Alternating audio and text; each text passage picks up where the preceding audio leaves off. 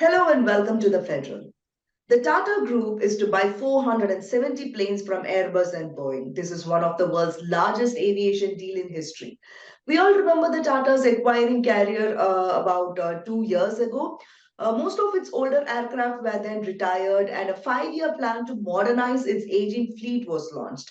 Indian travelers now mostly rely on Emirates or Qatar Airways, Etihad, and other Middle Eastern airlines for overseas connections to Europe, US, and other parts of the world.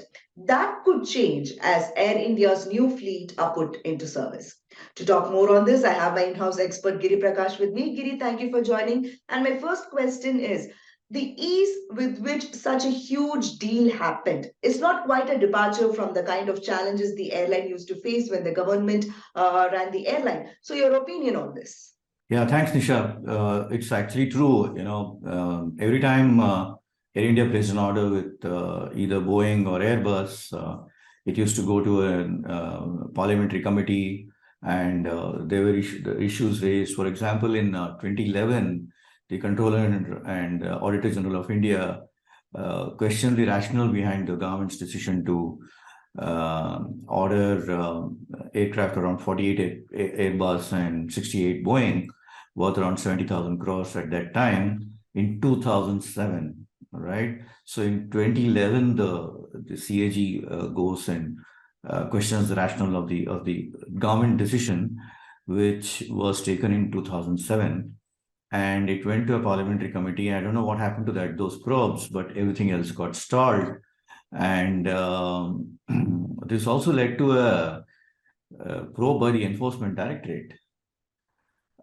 Therefore, none of these challenges exist as of now. And Air India, under a new management, now it's been privatized, they can go ahead and order the kind of aircraft that they want, the kind of routes that they want to use, and also people they want to hire.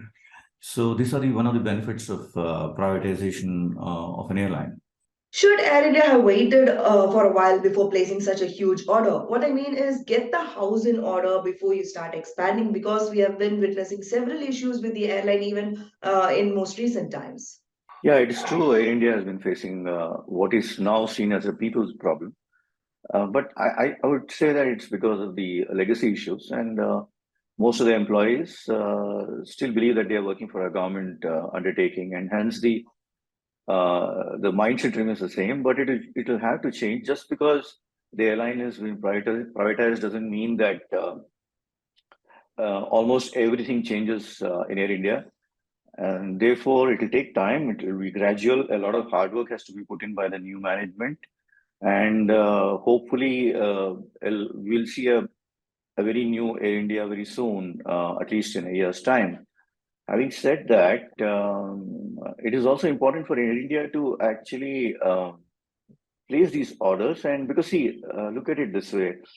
Just because you place an order with with Boeing and Airbus doesn't mean that you start getting these aircraft tomorrow. Actually, the first aircraft that will join the fleet after following this order would be sometime in late 2023, and later in 2024, more of them will turn up. And there's a whole lot of things that have to be taken care of. You have to have, you've got to have the right kind of engines. Almost everything has been done, but still, by placing an order, you are actually doing. I mean, you're sort of doing a lot more work in terms of route rationalization, where you need to go. All this will take place simultaneously, and you need time for that. And I believe that this is the right time that the Tata Sons, the owners of Air India, have done that. And it will take some time, but I'm sure this is actually the right time. And it sends out a very strong signal to everybody around, to all the stakeholders around, that Air India is very serious about its expansion plans, and wants to have a far better market share, and also come up with very good service. Giri, it is established that such a huge order will make Air India synergize its fleet with global big players. But what else can this huge order do for the airline? A lot of things. Number one, it will be able to expand its operations globally and domestically. That was not the case earlier at all. And also, more than anything else, the coming together of all the Tata Sons airlines, starting from AirAsia India, Air India Express, Airways, Tata, all this will happen now, and then you'll have a consolidated fleet, and then you can operate much better because there are synergies to be found in each of these airlines. Some of them are good at certain things. Some of them are there are some weaknesses, and all this will get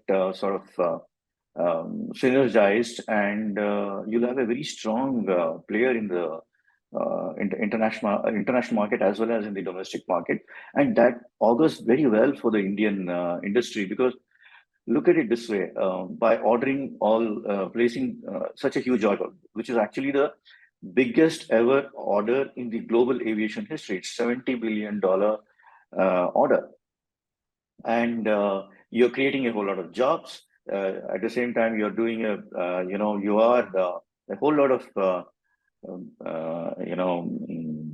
aircraft component manufacturers will benefit a lot, and that includes Indian aircraft component manufacturers as well. And so all this will take place, and at the end of the day, obviously passengers will benefit a lot. Okay. So finally, do you see Air India closing in on Indigo by placing such a huge order, given the fact that Indigo has over 55% of the domestic market? Yeah, you see, Indigo has finally got a very good competition now, and again, this does it's enormously good for the passengers as well as for the industry itself. Indigo has around, I think, 300 aircraft and has a market share of over 55%.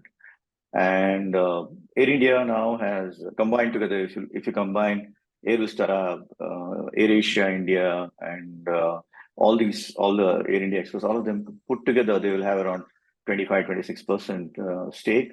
And with this 470 order, it'll obviously help Air India to do much better, to perform much better in the domestic market as well as in the international market. And having your own airline to fly all around the globe for passengers in India is always very good. So the country is actually building at least 80 new airports over the next 5 years, and according to Center for Asia Pacific Aviation India's estimates, India's domestic carriers are expected to place orders for 1,500 to 1,700 aircraft over the next 2 years. To top it all, PM Modi said India will become the third largest player in the aviation sector. Let's all wait and see how this pans out. Thank you for joining, Giri. For more updates on the Indian aviation sector, visit our website, thefederal.com. Thank you.